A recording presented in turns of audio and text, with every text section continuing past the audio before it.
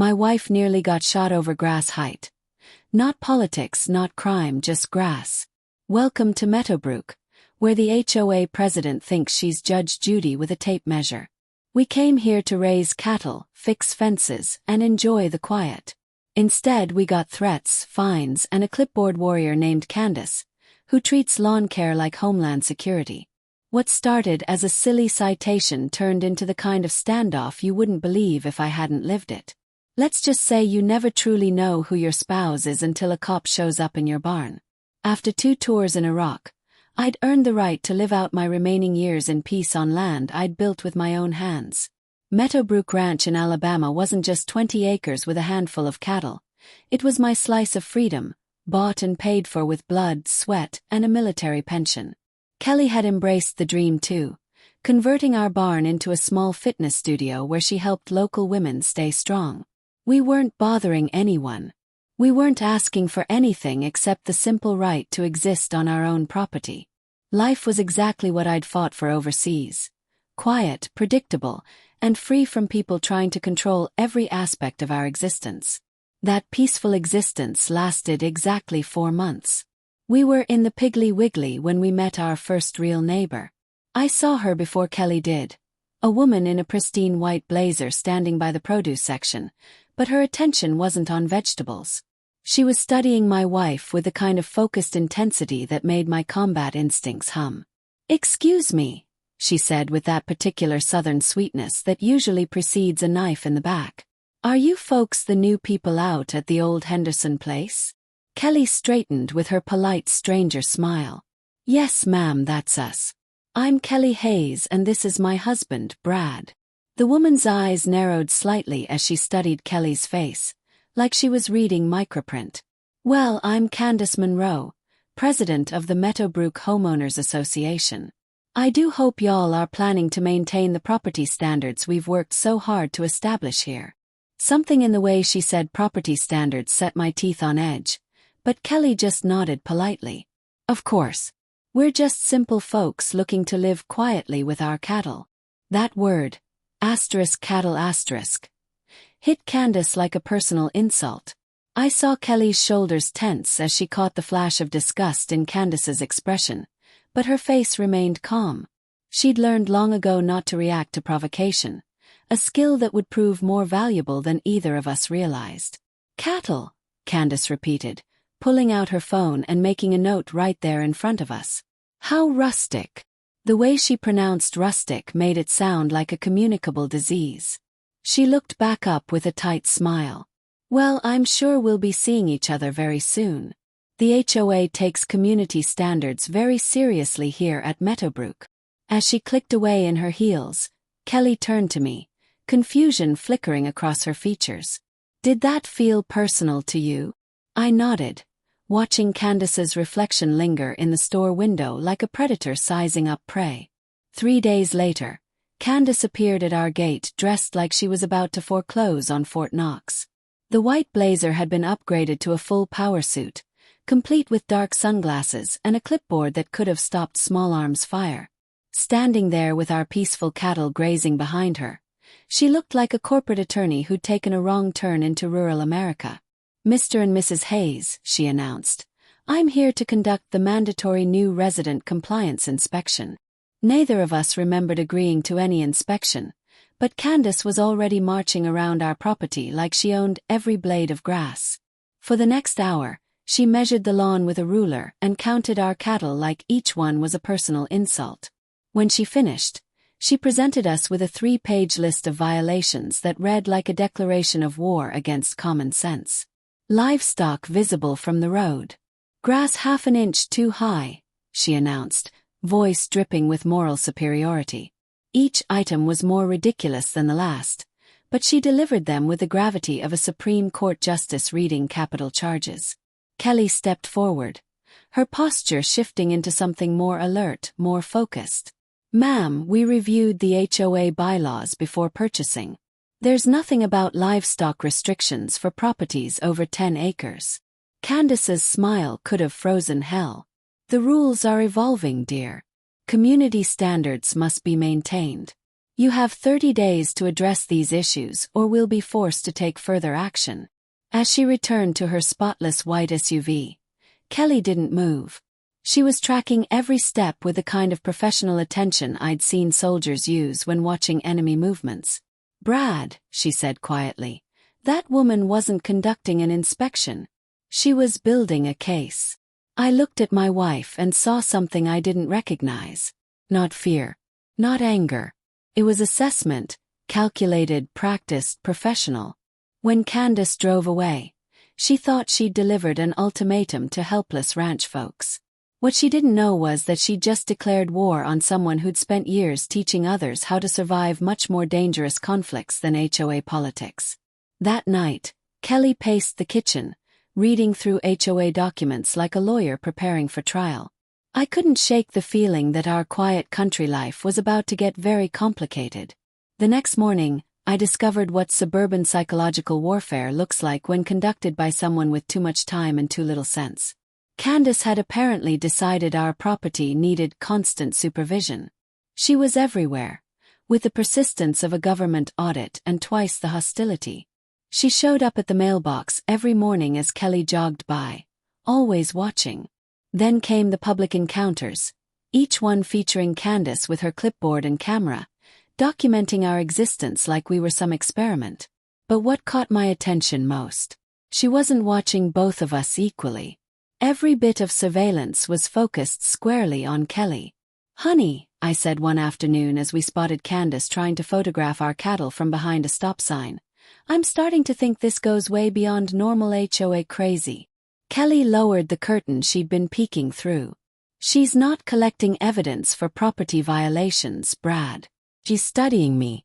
Specifically, how I move, where I go, what my routine looks like." The way she said it, with that edge of recognition, made me wonder for the first time what Kelly had done before we met. There was something in her voice that said she'd dealt with this kind of surveillance before. Her counterattack was a masterpiece of polite precision. Instead of confrontation, Kelly wrote a formal letter correcting every spelling and grammar mistake in Candace's violation notices. It was 2 pages of surgical politeness, pointing out errors like the misuse of your, and that was one of the kinder corrections. "Dear Mrs. Monroe," it began. "Thank you for your recent correspondence regarding property compliance. I've taken the liberty of correcting several errors to ensure clarity in future communication." She cited proper HOA documentation standards, included legal formatting samples, and suggested proofreading for future letters. It wasn't just a reply. It was a tactful dismemberment of Candace's credibility. The effect was instant. Within 24 hours, Candace escalated. She filed complaints with every city department that would listen. We had surprise inspections from zoning, animal control, even fire safety. But Kelly wasn't rattled. If anything, she looked energized. While I was ready to blow my top, she maintained detailed files that would have impressed a Pentagon records officer. She photographed everything, recorded times and dates, and documented not just what happened, but how each official responded to our cooperation. "Kelly," I asked one evening as she labeled another binder, "how do you know so much about proper documentation procedures? This isn't normal civilian knowledge." She looked up with an expression that said there were stories I hadn't heard. "You pick up certain skills in structured environments, Brad. Sometimes experience teaches you to be ready for conflicts you hope never happen." That night I studied her. The way she categorized information, the precision of her notes, even her penmanship, none of it was random. Followed patterns. Patterns of formal training. Patterns of someone who had spent years preparing for battles that don't always involve bullets. Whatever came next, I knew one thing for sure. Candace had picked a fight she didn't understand. And she'd chosen the wrong woman to start it with. Systematic rather than emotional. That's how Kelly handled things. But when I called my buddy Mike to vent about our HOA situation, he asked a question that stopped me cold. "Brad, what exactly did Kelly do before you two got together?" I realized with uncomfortable clarity that I'd never gotten a complete answer to that question. And maybe it was time I did. The next morning brought our first major confrontation. I heard raised voices coming from the front yard. Walking around the house, I found Kelly standing calmly by our mailbox while Candace gestured wildly with her clipboard, her voice carrying across the property like an air raid siren. "You think you're so smart with your little grammar lessons," Candace was shouting, her professional facade cracking into genuine rage. "But I know exactly what kind of person you are under that innocent act." Kelly's response was delivered in a tone so controlled it seemed almost gentle. "Ma'am, I believe you have me confused with someone else.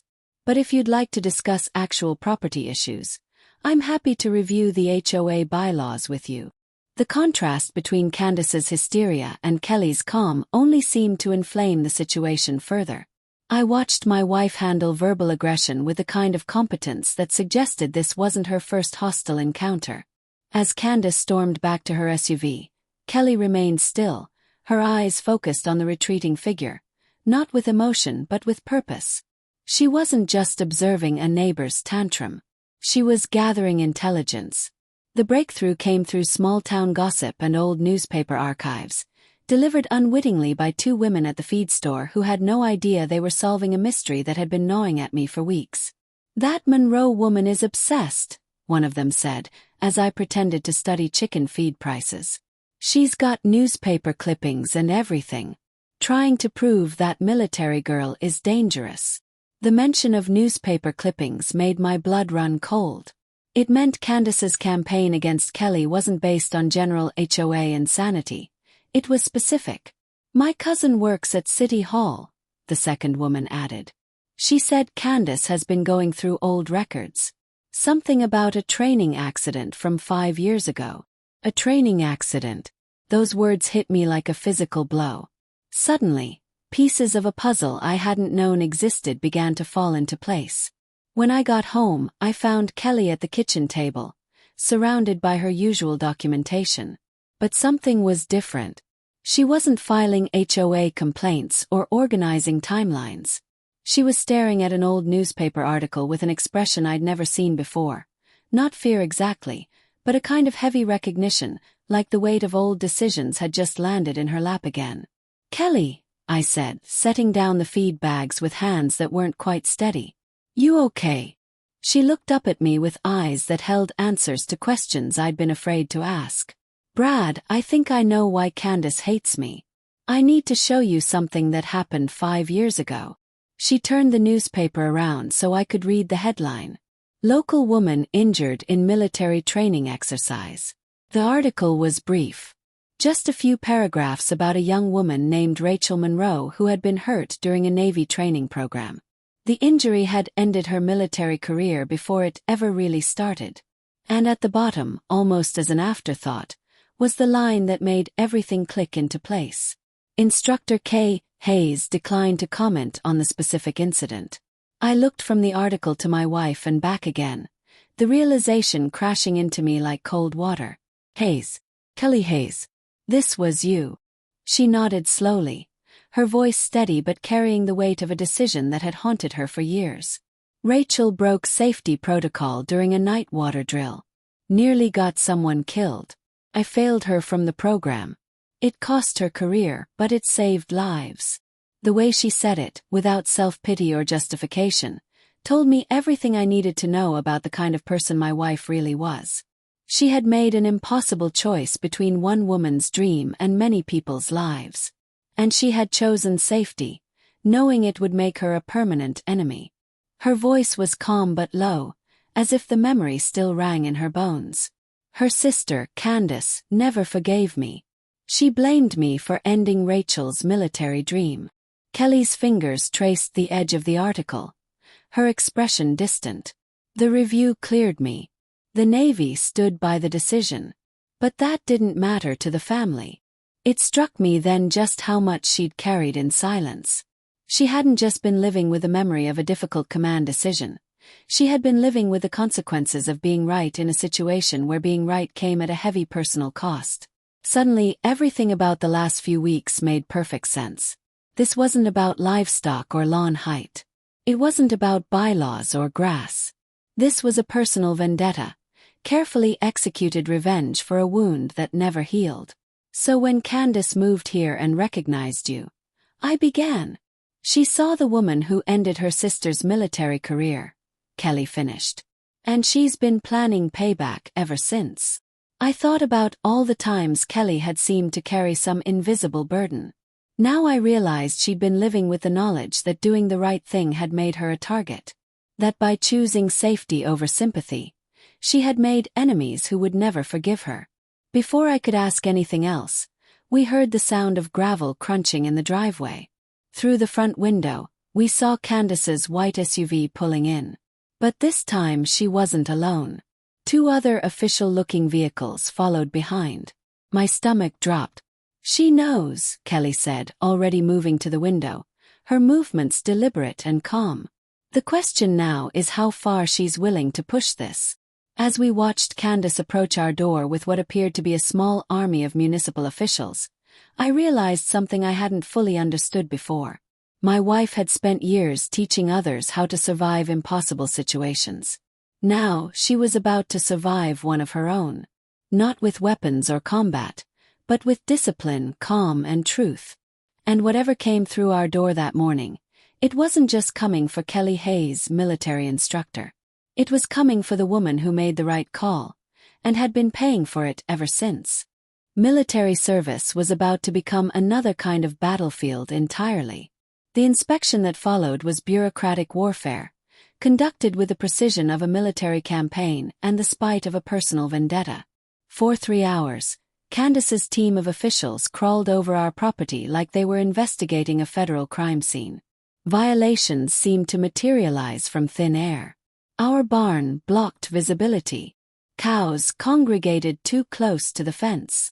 Yes, apparently cows loiter now. Each citation was more ridiculous than the last, but delivered with the solemnity of federal agents documenting national security threats. Through this circus, Kelly maintained a calm, professional composure that would have reassured any reasonable official. She answered questions with surgical precision, requested copies of every measurement, and politely pointed out procedural errors in their documentation.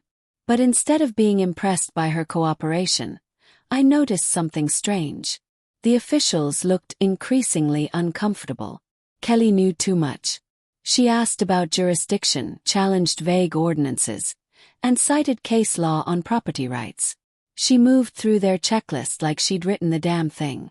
And that's when I realized they hadn't come expecting to be challenged. They had come expecting fear and submission. Candace looked satisfied when it was over, but also disappointed. Kelly hadn't cried, panicked, or begged. She had calmly dismantled every tactic they tried. "This isn't over," Candace said, her voice dripping with vindictive pleasure. "These violations will be reported to every relevant authority. You have 15 days to comply, or face legal action." Kelly nodded. "We understand completely, Mrs. Monroe. We'll review everything with our attorney and respond through appropriate channels." The mention of a lawyer made Candace's eye twitch, but she turned and walked away like she believed she'd won. That night, Kelly sat at the kitchen table organizing documentation, her focus as sharp as ever. I stood there watching her work, feeling the weight of a question I couldn't ignore anymore. "Kelly, what exactly did you do in the Navy?" She looked up slowly. I saw it in her eyes, the pause, the calculation. Like she was deciding whether I'd earned the truth. "I was a Navy SEAL instructor, Brad. Specifically, I trained people for high-risk operations, water survival, combat swimming, tactical response. If someone needed to learn how to survive when everything went to hell, they came to me." Hit me like a gut punch. "You trained SEALs?" I asked, struggling to wrap my head around it. "Why didn't you ever tell me?" "Because most people either think I'm exaggerating or they start treating me like a Marvel character. I wasn't out there with a rifle kicking down doors. I was the one making sure the ones who did came home alive." Suddenly everything made sense. The documentation. The way she moved. She had been operating this entire HOA conflict like it was a mission because to her it was. "So when you failed Rachel Monroe, I made a decision that probably saved her life," Kelly said. She violated safety protocol during a night water drill. In real ops, that gets people killed. I had no choice. She pulled up a photo on her phone, a group of trainees in gear. A younger version of Kelly stood in the middle. Next to her, a young woman with the same intensity as Candace. That's Rachel. Taken 2 days before the incident that ended her military career. Before I could say anything else, the house phone rang. The number was unlisted. Kelly answered, her tone polite, her posture alert. "This is the Hayes residence," she said. Then her expression changed. Her eyes narrowed. Her voice sharpened. "I'm sorry, could you repeat that?" I leaned in and caught pieces of the conversation. Domestic disturbance. Anonymous report. Welfare check. My stomach dropped. "They're sending someone," Kelly said after hanging up. "An anonymous tip about domestic violence. This is the next play in her book, Brad. She couldn't break us with the HOA. So now she's trying to bring in law enforcement." Minutes later, a patrol car pulled into our driveway. Officer Rick Daniels stepped out. Early 40s. Heavy-set. Mustache that screamed small-town authority. But his posture said something else. His hand hovered over his weapon. His eyes swept the property. He didn't see a peaceful couple. He saw a threat. "Ma'am," he said, "we received a report of a domestic disturbance. Do you mind if we take a look around?" Kelly didn't flinch. "Of course, officer. My husband and I have been home all evening. No arguments, no issues. But we're happy to cooperate." Daniel's eyes kept drifting past her toward the barn. The caller mentioned concerns about weapons and training materials. That's when it clicked. Candace had told him exactly what to expect. She had painted Kelly as some kind of prepper gone rogue. Kelly nodded. "We do have fitness equipment and military manuals, standard stuff. Would you like to see permits?" Instead of reassuring him, her cooperation seemed to rattle him more. We walked toward the barn. Kelly explained things clearly, calmly. She even mentioned the security cameras recording the interaction. Daniels stepped into the barn and froze. He saw exercise mats, ropes, swim gear, manuals. But through the lens of Candace's lies, it all looked tactical. Military. Dangerous. "Ma'am," he said, voice hardening, "this looks like combat training equipment. Are you conducting military-style training here?" "I provide fitness coaching," Kelly said. "Everything you see is legal, and all training is personal and non-combative." But Daniels had already made up his mind. His eyes locked on a shelf of manuals, titles like Combat Swimmer Operations and Advanced Tactical Fitness. His hand moved to his holster. "Ma'am, I'm going to need you to step away from the equipment. Keep your hands visible." Kelly raised her hands slowly, calmly. Too calmly.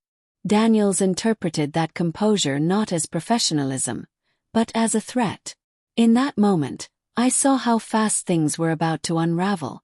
One wrong move and this would turn into a tragedy. But Kelly didn't panic. She spoke clearly, directly. "Officer, I am not resisting. I am complying fully. I am unarmed. I will remain here while you complete your inspection." Daniels looked conflicted. The protocol said she was a threat. But his eyes, the part of him still human, saw the truth. Slowly, he lowered his hand. "I'll be filing a report," he muttered. "Expect follow-up." Then he left. The door shut behind him, and the silence that followed felt like the quiet after a near-miss explosion. Kelly exhaled slowly, then turned to me. "She's not done yet, Brad. But she just made her biggest mistake. She weaponized the law. Now it's our turn." I didn't ask what that meant. I knew whatever came next, Kelly wouldn't be handling it like a ranch wife anymore. She'd be handling it like a SEAL instructor who'd just been handed a mission. Professional instead of panicked, Kelly didn't look like a scared civilian. She looked like someone trained to respond to armed authority without confusion or fear. "Officer," she said, her voice calm but somehow more authoritative than before, "my hands are visible and I'm complying with your instructions. Can you please explain what specific safety concern you're addressing?" The question was perfectly reasonable, delivered in a tone that suggested genuine cooperation. But it seemed to push Officer Daniels over some invisible line. Maybe it was Kelly's unnatural calm. Maybe it was the way she was clearly more in control of the situation than he was. Or maybe Candace had painted an even darker picture than we realized. "Ma'am, I need you to put your hands behind your head and step away from all equipment. Now." Kelly complied immediately, moving with the kind of practiced efficiency that comes from years of following orders under pressure. That's when Daniels made his fatal mistake. He drew his weapon. "Keep your hands where I can see them," he barked, his gun aimed directly at my wife's head. In that moment everything changed. Not just the situation, which had gone from routine welfare check to potential tragedy in seconds, but Kelly herself. The woman standing in our barn with a firearm aimed at her skull was not the fitness coach and ranch wife I'd married. This was someone else. Someone who looked at an armed police officer the way a professional might evaluate a mechanical failure. A problem requiring a precise solution, not an emotional reaction. "Officer," Kelly said, her voice absolutely steady despite having a weapon pointed at her. "My hands are visible, and I'm not moving toward any equipment. You're currently in violation of standard de-escalation procedures, and I need you to identify the specific threat you're responding to." The way she said it, clear, firm, without a trace of fear, should have reassured Daniels. It should have proven she wasn't a threat. Instead, it only seemed to terrify him more. Because here was a woman who not only wasn't afraid, but clearly understood law enforcement protocols better than he did. I started to move toward them, heart pounding, but Kelly shot me a look that stopped me cold. It was a look that said, "I've got this." A look that came from someone who'd been in far worse situations and knew exactly how to manage a potential firefight without getting anyone killed. "Brad," she said, eyes never leaving Daniels, "please stay where you are and don't make any sudden movements. Officer Daniels is going to realize very shortly that he's made a procedural error, and we want to help him correct it safely." The confidence in her voice was unshakable, and I finally understood why Kelly had been so unfazed by all of Candace's harassment. This wasn't her first time dealing with hostility, not even close. And as I watched my wife calmly manage a situation that would have sent most people into a panic, I realized that Candace Monroe had just made a catastrophic miscalculation. She'd forced Kelly to reveal skills and training that had been quietly kept under the surface. And now she had picked a fight with someone trained to win, someone who didn't just survive high-stakes confrontations but had spent years teaching others how to do the same. The aftermath of the gun incident was like watching a masterclass in crisis management. Officer Daniels stood there, hand trembling, clearly realizing he had just made a potentially career-ending mistake. Meanwhile, Kelly shifted into full professional mode. She recorded everything: badge number, patrol car number, time of incident, exact sequence of events. She was polite, composed, but absolutely thorough. It was immediately obvious this wasn't the first time she'd filed a complaint against law enforcement. "Officer Daniels," she said, still calm, "I understand that you were responding to a call, but drawing your weapon on an unarmed, compliant civilian requires specific justification under department policy. I'll need to know what imminent threat you perceived that warranted deadly force." Daniels stammered something about suspicious equipment and possible weapons, but Kelly's follow-up questions sliced through his justifications with surgical precision. What impressed me most wasn't just her composure. It was the way she didn't escalate the situation further. She didn't threaten legal action. She didn't raise her voice. She treated it like a training drill, walking Daniels through his errors, calmly pointing out where his reaction had diverged from department guidelines. "Officer," she said, "when conducting a welfare check, standard policy requires you to identify a credible, immediate threat before escalating to deadly force. Fitness equipment and military manuals don't qualify under those definitions." By the time Daniels left, he looked like a man who'd just been handed a second chance, and knew it. Kelly obtained a copy of the formal incident report, and a commitment that the situation would be reviewed.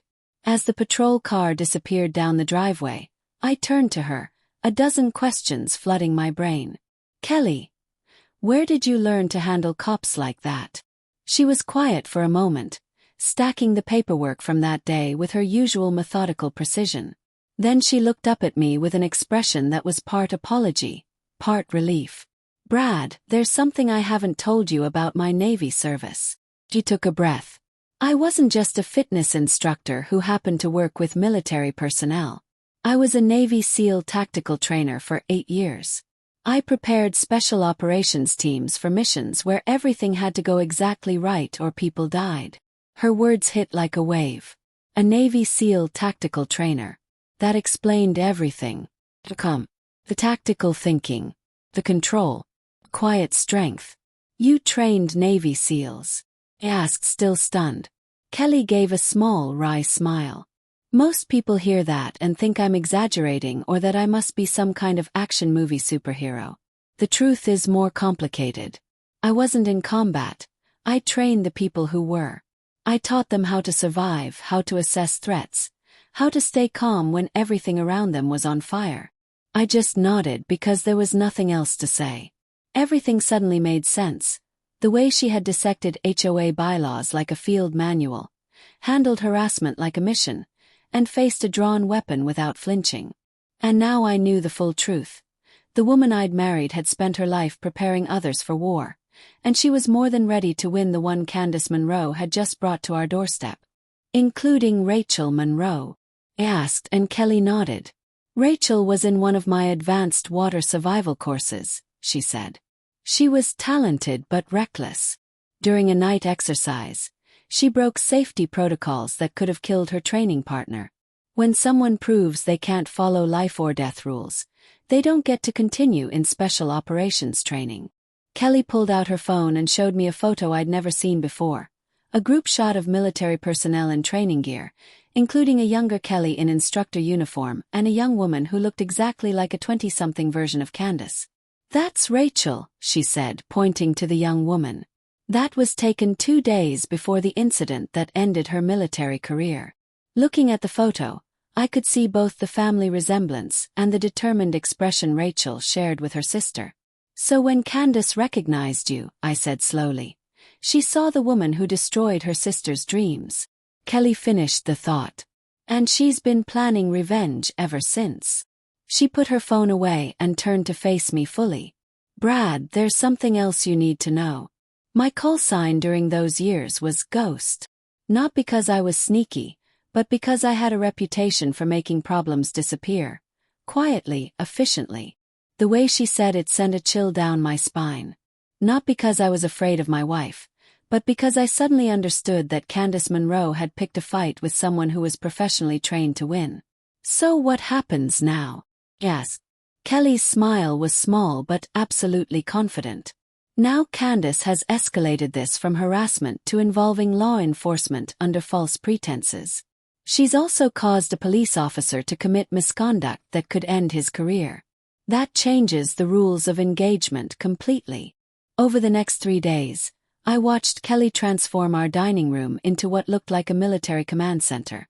She had maps of our neighborhood, timelines of Candace's harassment, copies of every document and photograph from the past 2 months, and what appeared to be detailed psychological profiles of everyone involved in the situation.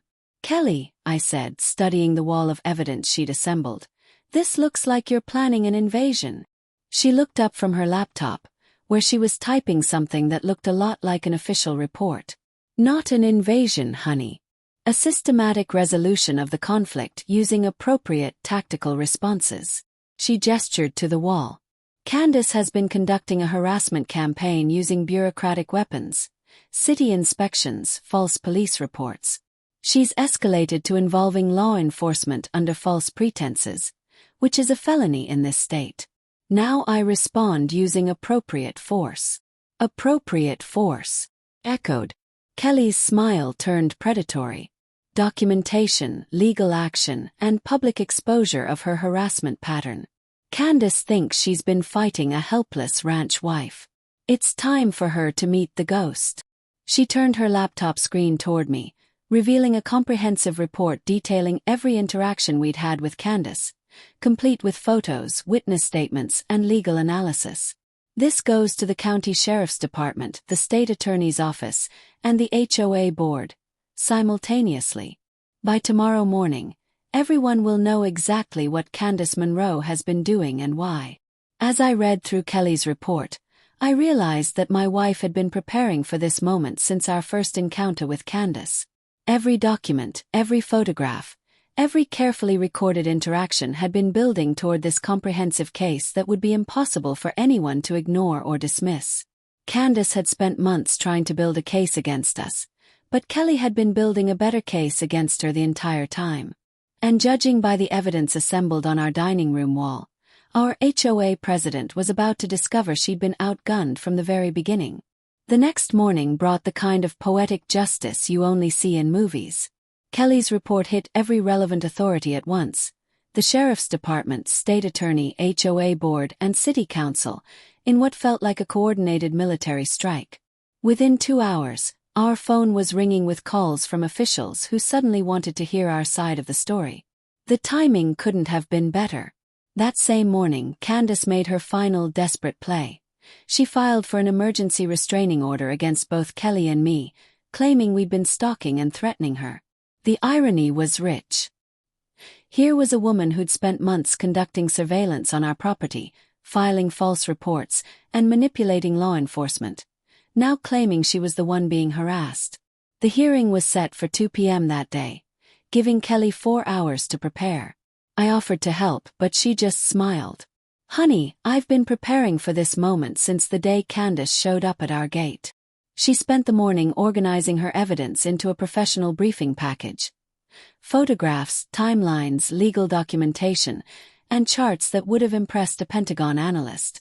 When I asked where she'd learned to prepare legal presentations like that, Kelly was characteristically matter-of-fact.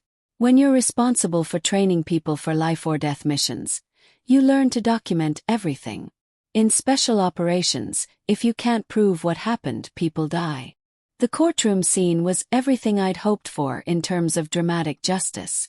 Candace arrived confident, with fabricated evidence and a smile that didn't reach her eyes. She looked like she thought she'd already won. But when the judge called Kelly's name and my wife stood to present her case, the transformation was stunning. This wasn't the ranch wife who made me coffee every morning. This was Ghost, the tactical trainer who'd spent years making high-stakes presentations where failure wasn't an option. Kelly's presentation was a masterpiece. She started with a detailed timeline of Candace's harassment campaign, supported by hard evidence. She included police body cam footage showing Officer Daniels drawing his weapon on a compliant, unarmed civilian. She brought in testimony from other families Candace had targeted in the past, people who had quietly left the neighborhood to escape her vindictiveness.